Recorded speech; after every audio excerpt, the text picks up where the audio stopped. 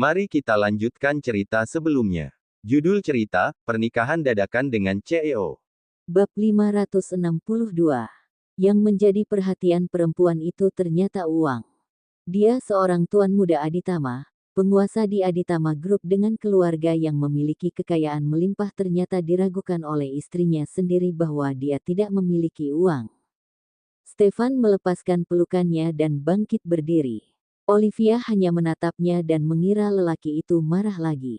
Dia ikut bangkit, tetapi kali ini Olivia tidak berencana membujuk Stefan lagi. Perempuan itu menuangkan air hangat untuk dirinya dan mulai meminum obat yang dibeli oleh Stefan. Stefan sudah tidak mempedulikan penampilannya dan langsung keluar membeli obat untuk Olivia. Kalau tidak dimakan olehnya, maka berarti Olivia sudah memandang ketulusan Stefan dengan sebelah mata. Bisa saja lelaki itu justru semakin marah padanya. Stefan kembali ke sisinya lagi dan berkata, "Sini tangan kamu." "Kenapa?" Olivia mendongak dan melihat sebuah kotak merah yang ada di tangannya. "Cincin," gumam perempuan itu. Stefan membuka kotak tersebut dan menggenggam tangan kiri Olivia. Kemudian dia mengeluarkan cincin dari dalam kotak dan memasangnya di jari manis perempuan itu. "Ini cincin yang pertama kali aku beli. Setelah itu aku merasa cincin yang kamu pakai sebelumnya lebih cocok, makanya aku ganti. Sekarang kamu pakai cincin ini dulu. Besok setelah sampai toko, aku pakaikan kembali cincin yang lama." Stefan membeli cincin emas itu sepasang. Awalnya dia hanya ingin membuat Amelia menyerah saja, sehingga dia memutuskan untuk membeli satu lagi. Sekarang akhirnya bisa digunakan juga. Stefan mengeluarkan cincin emas miliknya sendiri setelah selesai memasangkannya di jari manis Olivia. Dia memasangkan cincin emas miliknya itu di jarinya juga. Untuk sementara dia juga ikut melepaskan cincin pemberian nenek agar bisa berpasangan dengan yang digunakan oleh Olivia sekarang. Benar-benar lelaki otoriter, suka cemburu dan pelit. Olivia sibuk mengumpati lelaki itu di dalam hati. Setelah Stefan mengenakan cincin emas tersebut, dia menggenggam tangan Olivia dan menautkan ke 10 jari mereka. Kemudian satu tangannya lagi dia mengambil ponselnya dan mengambil gambar foto tangan mereka berdua. Olivia tertawa dan bertanya, "Kamu mau unggah di media sosial?" Stefan diam saja dan tidak menjawab. Melihat Stefan yang mengunggah foto tadi di media sosial miliknya membuat Olivia tidak tahan untuk tidak mencubit wajah lelaki itu sambil berkata, "Dasar otoriter. Tapi aku suka. Kirim ke aku juga fotonya. Aku juga mau unggah dan pamer kemesraan. Kita bisa dihujat karena tengah malam pamer kemesraan," kata Olivia sambil sibuk mengunggah foto mereka. Setelah selesai dia meletakkan kembali ponselnya di samping nakas kasur dan berbaring kembali di kasur sambil memeluk lelaki itu. "Sudah, jangan marah lagi. Kita tidur saja. Olivia, kamu itu punya aku," kata Stefan penuh penekanan. "Aku bukan punya kamu, aku itu punya diriku sendiri, bukan punya orang lain." Kedua bola mata Stefan menggelap. Olivia menguap dan mulai memasukkan tubuhnya dalam pelukan Stefan yang hangat. Perempuan itu terlelap dan tidak mau membahas masalah tadi dengan Stefan lagi. Sesaat kemudian, Stefan bergumam di samping telinga Olivia dan berkata, "Olivia, aku merasa nggak tenang karena kamu terlalu tenang. Aku takut akan kehilangan kamu. Aku harus bagaimana?" Olivia tertidur dan tidak mendengar gumaman tersebut. Dia tidak tahu kalau ternyata sikap otoriter lelaki itu sebenarnya karena Stefan tidak merasa aman dan dia takut. Takut kalau Olivia tidak memiliki perasaan padanya. Teman-teman media sosial Stefan berisi temannya sendiri, sahabat dan juga klien penting. Jarang-jarang melihat Stefan mengunggah foto, ternyata foto yang diunggah adalah foto mesranya sekaligus sebagai sebuah pemberitahuan pernikahan. Foto tersebut tersebar dan menjadi sebuah kehebohan di Mambera. Semua orang ingin tahu kira-kira perempuan mana yang bisa menjadi istri Stefan. Bab 563. Stefan memeluk Olivia dan berencana untuk ikut terlelap. Setelah Stefan memejamkan matanya, dia teringat akan sesuatu. Dengan buru-buru tetapi masih perlahan, dia menjauhkan Olivia dan bangkit duduk. Dia mengulurkan tangan dan mengambil ponsel yang ada di meja samping kasur Olivia. Foto yang diunggah olehnya tadi sudah pasti akan menyebar. Stefan juga tidak takut foto tersebut disebar karena hanya sepasang tangan saja. Dia masih bisa melindungi Olivia dan tidak akan membuat perempuan itu tampil di depan publik atau dikejar oleh para wartawan. Akan tetapi, media sosial Olivia sudah pasti berteman dengan Amelia dan bisa dilihat oleh perempuan itu. Dengan kedekatan mereka berdua, sepertinya mereka sudah saling bertukaran akun media sosial. Nantinya Aksa akan melihat fotonya dari orang lain, dan Amelia dari akun milik Olivia. Jika sama-sama dibandingkan, perempuan itu akan berhasil menebak bahwa Olivia lah yang menjadi istrinya. Untuk sementara dia tidak boleh membiarkan Amelia mengetahui hubungannya dengan Olivia. Olivia dan Yuna sudah melakukan uji DNA. Hasilnya akan keluar dalam 2 hari ini. Apapun hasilnya nanti, tidak akan merubah kenyataan Olivia dan Amelia yang sangat akur. Identitasnya akan dibongkar oleh Amelia dan akibatnya akan membuat Stefan merasa takut. Stefan mengambil ponsel Olivia dan membuka aplikasi media sosial. Akan tetapi ada kode sandi yang harus dimasukkan untuk mengakses akun milik perempuan itu. Stefan mengerutkan keningnya. Dia sempat melirik kode yang ditekan oleh Olivia tadi. Lelaki itu memikirkan sejenak kemudian mencoba memasukkan kode sandi tersebut. Percobaan pertama salah, percobaan kedua juga salah. Stefan berhenti dan memaksa dirinya untuk tenang dan jangan panik. Dia mencoba memikirkan kembali kode sandi yang ditekan oleh Olivia tadi. Setelah diam selama beberapa menit, Stefan mencoba untuk memasukkan kode sandi sekali lagi dan berhasil. Stefan tersenyum lebar dan bahagia. Dia bergegas melihat daftar teman media sosial dan menemukan nama Amelia di sana. Kemudian dia membuka akun Amelia dan merubah peraturan di akun milik perempuan itu menjadi hanya bisa saling mengirim pesan saja. Dengan begitu Amelia tidak akan bisa melihat foto yang diunggah oleh Olivia tadi. 3 hari kemudian, foto tersebut juga akan hilang dari media sosial Olivia karena perempuan itu hanya membuat unggahan terakhir sebatas 3 hari saja. Untungnya mereka berdua mengunggah foto tersebut di malam hari, sehingga rata-rata teman-teman mereka sudah terlelap. Bahkan foto Olivia masih belum ada yang menyukainya. Diam-diam Stefan melakukan sesuatu lagi, kemudian dia melanjutkan tidurnya dengan perasaan tenang dan puas. Teringat akan sesuatu, lelaki itu mengambil ponsel Olivia lagi dan melihat nama Stefan yang ada media sosial perempuan itu. Olivia mengganti namanya menjadi Pak Stefan, suami dadakan. Stefan terdiam membaca namanya. Apakah Olivia takut lupa siapa dirinya sehingga menambahkan kata suami dadakan di belakang? Sama seperti Stefan yang sempat lupa dengan perempuan itu dan menghapusnya. Stefan meletakkan ponsel Olivia dan mengambil ponsel miliknya. Dia mengganti nama Olivia menjadi istriku pada kontak di ponselnya. Suatu hari nanti kalau Olivia melihat nama perempuan itu di ponsel Stefan, dia pasti akan merasa manis sekali. Olivia, selamat malam, semoga kamu memimpikannya aku. Stefan bergumam di samping telinga perempuan itu dan memeluknya dalam tidur. Tidur Olivia kali ini sangat lelap hingga pagi menjelang. Dia terbangun dan menemukan di sisinya sudah kosong. Stefan tidak tahu bangun jam berapa pagi tadi. Dia duduk dan melihat baju yang sudah disiapkan oleh Stefan di samping bantalnya. Bab 564. Perhatian juga. Olivia mengambil baju tersebut dan turun dari kasur dengan perlahan. Sebelah tangannya memeluk baju dan sebelah lagi memegang ponselnya. Dia memeriksa ponselnya yang ternyata dari kemarin malam tidak ada yang mengirimkan pesan untuknya. Hanya ada beberapa teman yang menyukai foto unggahannya kemarin. Hanya orang-orang yang paling dekat dengannya yang diizinkan oleh Olivia melihat foto unggahannya saja. Rekan kerja dan yang lainnya tidak dia izinkan sama sekali karena Olivia ingin menjaga privasinya. Unggahannya kemarin malam tentu saja disukai oleh Stefan pertama kali. Olivia bahkan sampai terkejut melihat itu, apakah dia pernah mengizinkan akun Stefan untuk melihat unggahan fotonya? Mungkin Olivia tidak memperhatikan hal ini ketika menambahkan akun Stefan sebagai teman. Olivia memikirkan kembali unggahan fotonya di media sosial setelah menikah.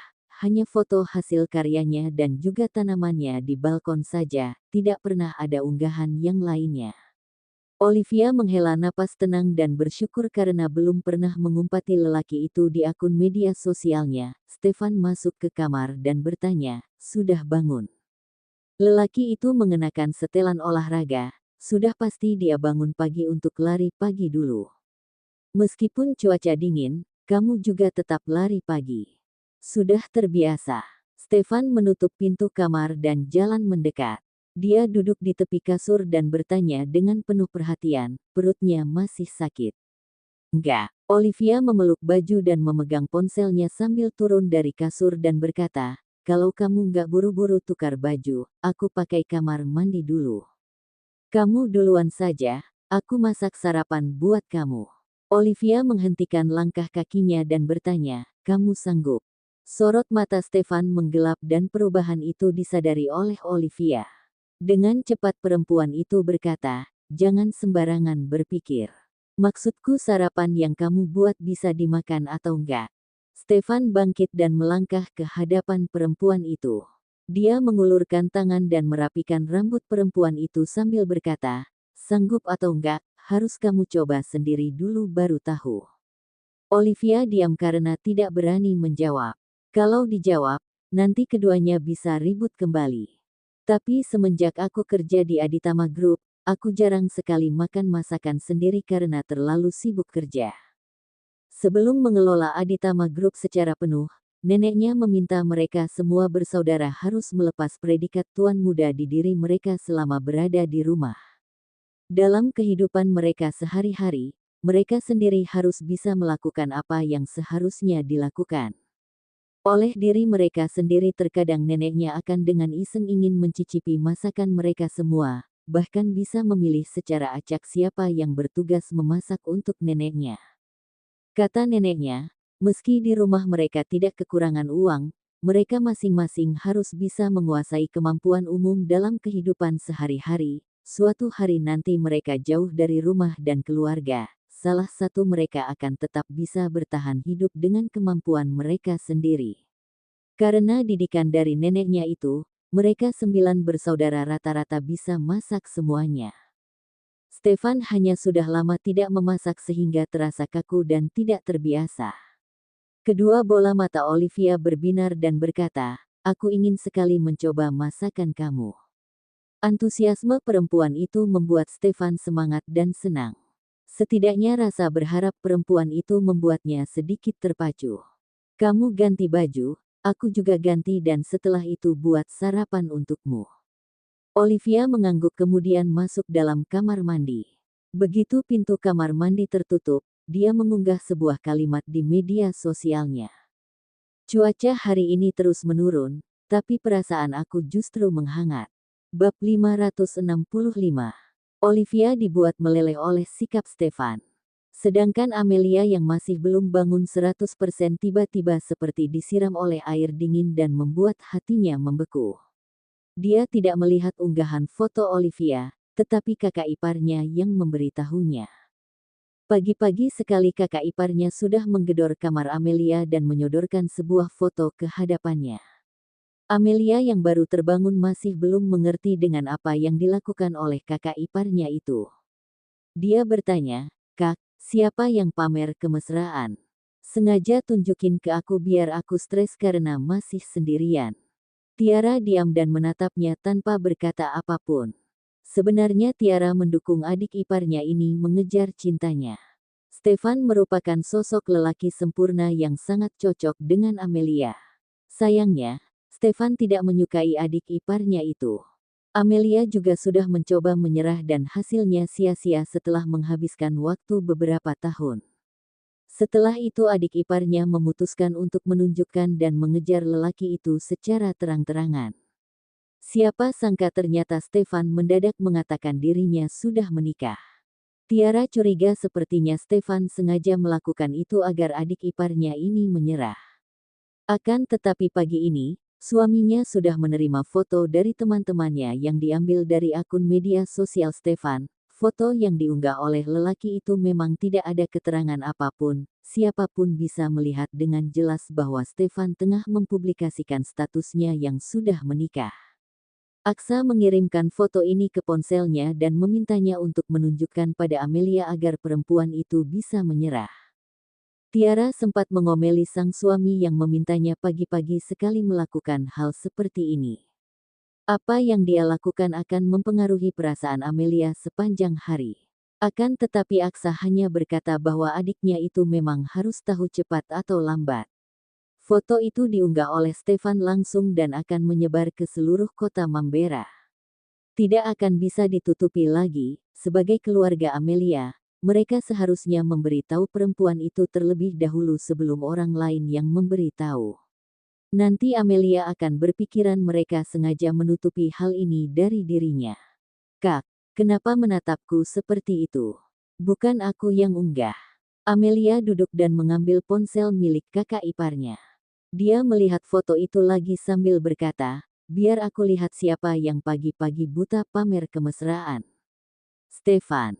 Tiara mengangguk dan berkata, kakakmu bilang kamu sempat minta tolong sama dia untuk mencari tahu apakah Stefan sudah menikah atau belum. Kakakmu menolak, ya. Sekarang dia menerima foto ini dan meminta kakak menunjukkannya padamu. Stefan sendiri yang mengunggah foto, berarti artinya dia sudah mempublikasikan status pernikahannya di kalangan kita. Dia nggak mungkin sengaja beli sepasang cincin dan keduanya dipakai hanya untuk buat kamu menyerah, kan? Dia memang sudah menikah, kamu lihat sendiri kalau tangan ini nggak bisa direkayasa. Amelia sudah mendapat tamparan keras oleh foto Stefan tadi. Akhir-akhir ini dia tidak lagi mengusik lelaki itu, tetapi dalam hatinya masih menyimpan harapan kalau Stefan sengaja membeli 2 buah cincin dan dijadikan cincin pernikahan. Setelah melihat foto unggahan Stefan, semua harapannya runtuh. Lelaki itu benar-benar sudah menikah, perlahan-lahan wajah Amelia berbuah pucat pasi. Bab 566. Tiara tidak tega melihat adik iparnya dan memberikan sebuah pelukan sambil berkata, Amelia, Stefan sudah menikah, kita nggak perlu mengingat dia lagi. Di dunia ini ada banyak lelaki baik. Asalkan kamu melupakan dia, kamu akan menemukan lelaki baik yang lainnya. Amelia, di mata kakak, kamu itu gadis yang sangat baik. Kamu juga jangan membenci dirimu karena Stefan. Dengar apa yang kakak katakan, lupakan Stefan. Kakak dan kakakmu akan membantumu mencari seseorang yang cocok buatmu. Kakak jamin kamu akan hidup jauh lebih bahagia dibandingkan Stefan. Lelaki itu dingin seperti es batu, perempuan yang menikah dengannya juga belum tentu bisa bahagia. Coba kamu pikirkan, siapa yang sudi setiap hari hidup bersama dengan gunung es? Amelia menggigit bibirnya kuat-kuat dan berusaha keras untuk tidak menangis. Keadaan perempuan itu membuat Tiara khawatir Amelia akan membuat bibirnya sendiri berdarah. Dia tidak bisa menahan diri untuk tidak mengumpat pada suaminya dan berkata, Aksa jahat. Pagi-pagi memintaku jadi orang jahat. Amelia, kamu jangan seperti ini, kamu bisa membuat dirimu terluka. Kalau kamu sedih, mau menangis, kamu menangis saja. Kakak juga bukan orang luar. Kamu akan merasa jauh lebih lega setelah menangis. Kalau nggak kakak sama kamu jalan-jalan dan belanja. Apapun yang kamu suka, kita beli semuanya. Atau kamu mau jalan sama teman kamu. Amelia mengusap matanya dan berhenti menggigit bibirnya lagi. Dia ingin tertawa tetapi ekspresi tawanya saat ini jauh lebih buruk rupa dibandingkan dia menangis. Kak, aku nggak apa-apa. Aku sudah tahu dari awal. Waktu itu aku lihat cincin yang dipakai di jari Stefan. Kakak benar. Di dunia ini ada banyak lelaki baik lainnya dan gak cuma Stefan sendiri. Aku juga bukannya gak bisa hidup tanpa dia. Karena dia sudah menjadi suami orang, aku gak mau mencintai dia lagi. Ada baiknya juga, akhirnya dia membuatku menyerah. Sepenuhnya. Pertama kali melihat cincin di jari Stefan, Amelia langsung mencari Aksa dan menangis di hadapan lelaki itu. Sekarang, dia sudah tidak ingin menangis lagi. Tidak akan ada gunanya menangis. Dengan menangis juga tidak akan membuat Stefan kembali lajang. Amelia, kamu sungguh nggak mau menangis. Setelah menangis kamu akan jauh lebih lega. Amelia melihat kakak iparnya dan tertawa kecil sambil berkata, Kak, kakak ingin sekali melihatku menangis. Aku takut kamu sedih. Lebih baik menangis dan dilampiaskan saja, dengan begitu akan jauh lebih lega. Aku sudah pernah menangis buat dia, kata Amelia sambil mengambil ponsel Tiara lagi. Dia menatap foto tersebut sambil berkata, kira-kira siapa yang begitu hebat bisa membuat Stefan luluh dan membuat Stefan mau menikahinya. Aku rasa, perempuan itu pasti cantik dan lembut. Sifat aku itu kasar dan egois. Aku pasti bakalan buat Stefan gak suka denganku, lanjut Amelia lagi. Enggak, sifat kamu itu sangat baik. Kakak mengagumi sifatmu ini. Stefan gak menyukaimu karena bukan takdir kalian untuk bersatu. Gak apa-apa, takdirmu pasti sedang menunggu kamu. Asalkan kamu alihkan fokusmu dari sosok Stefan, maka takdirmu akan datang menghampirimu. Amelia menyeburkan tawanya dan berkata, Kak, kakak nggak perlu memikirkan kalimat baik untuk menghiburku. Kalau hari ini aku baru tahu Stefan sudah menikah, sudah pasti aku bakalan hancur. Tapi aku sudah tahu dari awal, bahkan aku sudah beberapa waktu nggak pernah mengusiknya lagi dan memikirkannya lagi. Meski aku belum bisa benar-benar melupakan dia, aku juga ada egoku sendiri. Karena dia sudah punya istri, aku juga pasti akan mundur dan melupakannya. Aku nggak akan merebut apapun yang bukan menjadi milikku. Kalau dia begitu mudah direbut oleh perempuan lain, berarti hatinya nggak kuat. Lelaki yang nggak setia dengan cinta justru membuatku takut untuk jatuh hati pada orang itu. Melihat adik iparnya masih bisa tertawa membuat Tiara merasa lega. Dia mengulurkan tangan dan mengelus rambut Amelia dengan lembut sambil berkata, Amelia, kamu tahu nggak apa yang paling kakak suka dari kamu? Kamu itu sedikit keras kepala dan kasar, tetapi kamu berpikiran dewasa. Bab 567. Ini yang membuat kakak kagum. Nggak seperti orang-orang yang merebut suami orang lain karena mereka sudah jatuh hati. Mereka merusak hubungan rumah tangga orang lain demi kepentingannya sendiri. Kakak nggak suka orang seperti itu. Apa yang dikatakan oleh Tiara tadi memang berasal dari hatinya sendiri. Karena sifat Amelia yang baik, membuat Tiara bisa memaklumi adik iparnya itu seperti keluarga kandungnya sendiri. Jika tidak, Tiara juga malas menggubris adik iparnya. Kak, aku nggak apa-apa. Kakak lanjut tidur sebentar dan bilang sama kakakku untuk jangan khawatir denganku. Aku juga bukannya nggak bisa menikah dengan orang lain. Iya, kakak balik ke kamar lagi. Kamu mau tidur lagi? Nggak, nanti aku mau main dengan Olivia. Oh iya, kemarin aku cobain kue buatan koki kita, lumayan enak. Kira-kira masih ada nggak ya? Aku mau bungkus untuk Olivia dan Junia. Mereka pencinta makanan manis.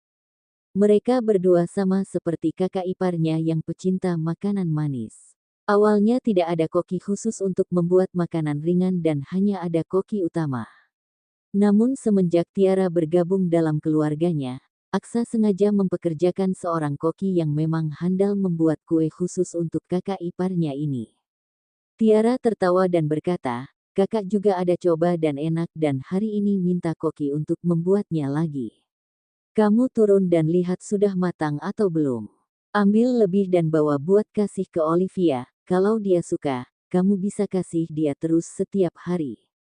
Tahu bahwa kemungkinan besar Olivia merupakan adik sepupu dari suaminya, Tiara mulai merasakan kesan baik pada gadis itu. Dia pasti suka. Mendengar nama Olivia dan Junia saja sudah bisa membuat Amelia tersenyum. Dua gadis itu gemar sekali makan, pantas saja mereka bisa menjadi sahabat dekat. Melihat Amelia yang sepertinya mengalihkan topik dan menghindari pembahasan Stefan membuat Tiara kembali ke kamarnya dengan tenang.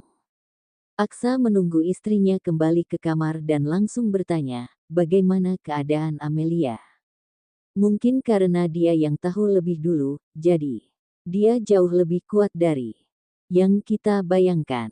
Tapi, kamu minta aku pagi-pagi kasih tahu sudah pasti bakalan mempengaruhi perasaannya. Lain kali hal-hal seperti ini kamu saja yang pergi. Jangan aku terus yang jadi orang jahat. Aksa maju dan memeluk istrinya sambil tertawa dan berkata, kamu sama Amelia lebih dekat, Amelia juga nggak pernah suka dengan apa yang aku katakan. Kamu terlalu jujur, hanya aku yang bisa suka sama kamu. Kalau orang lain pasti sudah protes. Makanya aku cuma cinta sama kamu dan cuma menikah sama kamu seorang saja. Mulut manis. Kamu sudah tahu siapa istrinya Stefan. Aksa menggeleng dan berkata, aku sudah telepon semua orang tapi mereka hanya lihat foto itu saja. Nggak ada yang tahu siapa istri Stefan. Dari keluarga Aditama juga nggak ada yang mau kasih tahu. Aksa sangat salut dengan keluarga Aditama. Selain mereka sendiri yang ingin memberitahu publik, maka tidak akan ada yang bisa mengorek apapun dari mulut mereka satu persatu. Stefan yang telah mempublikasikan pernikahannya telah menjadi berita utama di Mambera. Akan tetapi keluarga Aditama tetap tutup mulut dan enggan berbicara. Bahkan ada wartawan yang menunggu di depan rumah Aditama sepanjang malam dan sampai sekarang juga masih bertahan di sana. Selain itu, di depan gedung Aditama Group juga terdapat banyak sekali wartawan yang menunggu. Mereka ingin mendapatkan informasi dari karyawan atau petinggi di Aditama Group untuk mengetahui siapa sosok istrinya Stefan. Akan tetapi hasilnya sama saja. Kemungkinan sekarang para wartawan itu tengah mengumpati Stefan dalam hati, kenapa hanya mengunggah foto saja dan tidak ada sedikit pun wajah yang terlihat.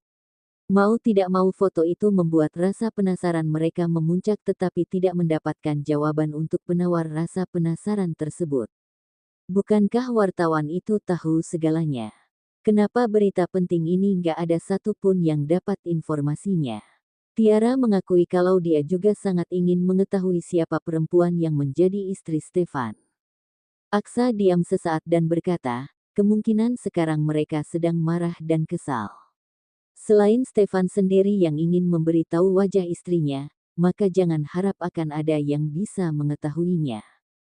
Penyesalan terbesarku adalah aku nggak bisa menarik Reiki kemari, ujar Aksa dengan suara pelan. Stefan sangat beruntung hingga bisa mendapatkan kesetiaan Reiki. Keluarga Ardaba cukup menghormati Reiki sehingga secara tidak langsung seluruh keluarga Ardaba ikut membantu Stefan. Tiara mencoba menghibur suaminya dengan berkata, namanya hidup pasti ada penyesalan. Nggak akan ada yang sempurna.